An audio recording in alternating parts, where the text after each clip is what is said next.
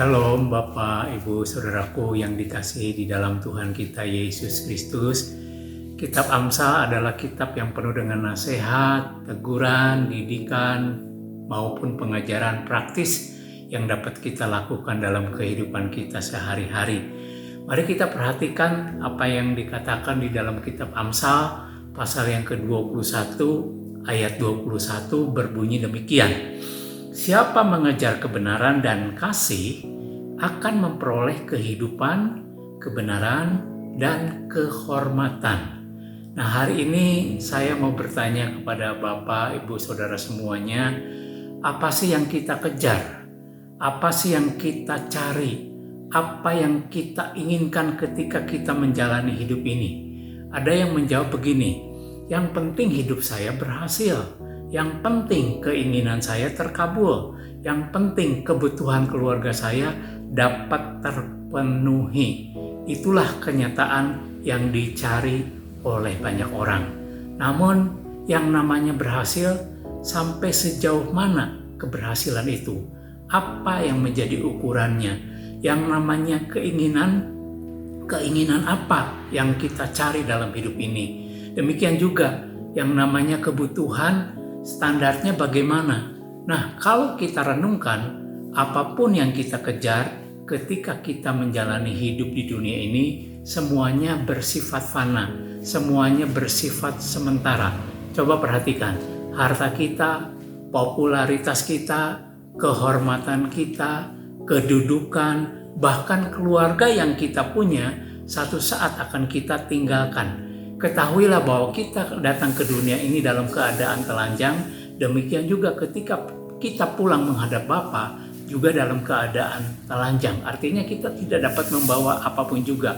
Lalu apa yang paling penting ketika kita menjalani hidup di dunia ini? Sesuai dengan apa yang dikatakan di dalam Amsal 21 ayat 21 tadi, kita harus mengejar kebenaran dan kasih.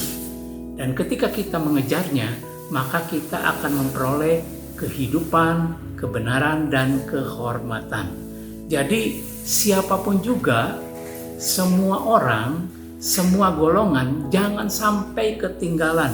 Jangan sampai melupakan untuk mengejar kebenaran dan kasih.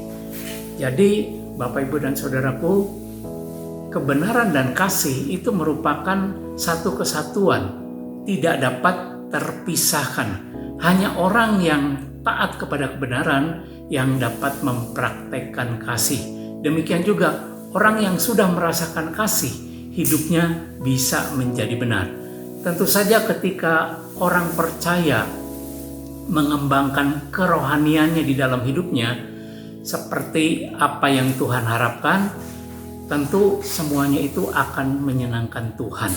Setiap kita yang pernah mengalami perjumpaan dengan Tuhan secara pribadi lewat karyanya, pasti kita mengerti ada panggilan sorgawi yang telah ditetapkan buat kita semuanya.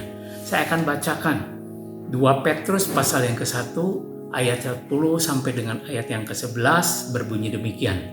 Karena itu saudara-saudaraku, berusahalah sungguh-sungguh supaya panggilan dan pilihanmu makin teguh. Sebab jikalau kamu melakukannya, kamu tidak akan pernah tersandung.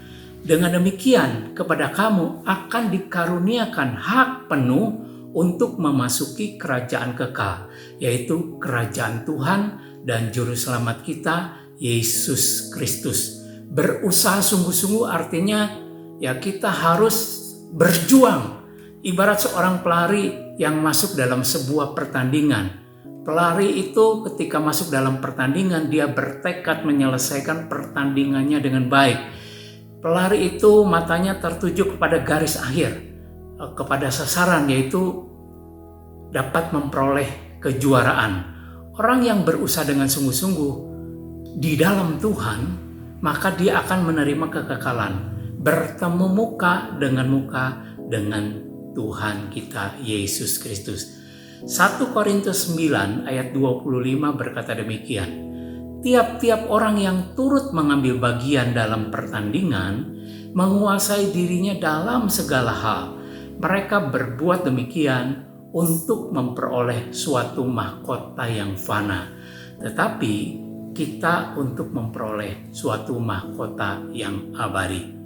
Jadi Bapak, Ibu, dan Saudaraku semua, kita akan menerima yang bersifat abadi, yang bersifat kekal, bukan yang sementara ketika dalam hidup ini kita mengejar kasih dan kebenaran. Oleh sebab itu, buanglah segala keinginan daging, keinginan mata, dan keangkuhan hidup yang datang dari dunia ini. Semua itu menjadi penghalang yang besar untuk seseorang tidak lagi fokus untuk mengejar kebenaran dan kasih. Tuhan Yesus memberkati kita semuanya.